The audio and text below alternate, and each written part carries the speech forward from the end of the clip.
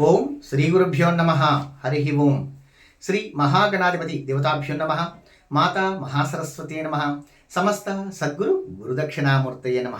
Doctor Jandhyala Sastri YouTube channel వీక్షిస్తున్నటువంటి భక్తులకు సేవకులకు అందరికీ కూడా లింగరూప శనీశ్వర స్వామి వారికి అనుగ్రహం సంపూర్ణంగా లభించాలని ఆశిస్తూ ఆశీర్వదిస్తూ రేపు 10వ తారీఖు శని త్రయోదశి మన నరసింగులు దివ్యక్షేత్రంలో వెలిసినటువంటి లింగరూప శని భగవానికి తిల తైల ఆజ్య చిరు హోమములు అట్లాగే నువ్వుల నూనెతోటి హోమములు ఇవన్నీ కూడా నిర్వహించే ఒక గొప్ప పర్వదినం శని త్రయోదశి.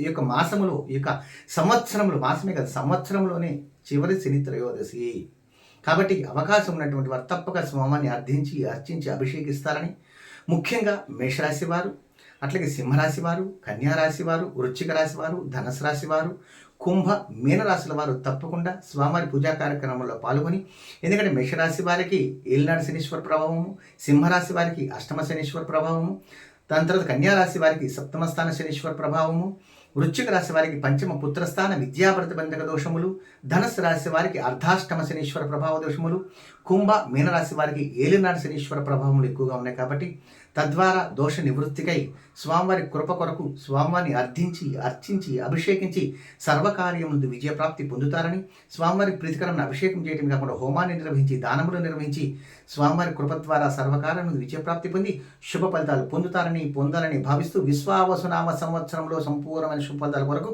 భగవంతుని ఆరాధించడం చాలా ప్రధానమైనది తెలియజేస్తూ మీ నరసింహ గురుస్వామి ఆయుష్మాన్ భవ.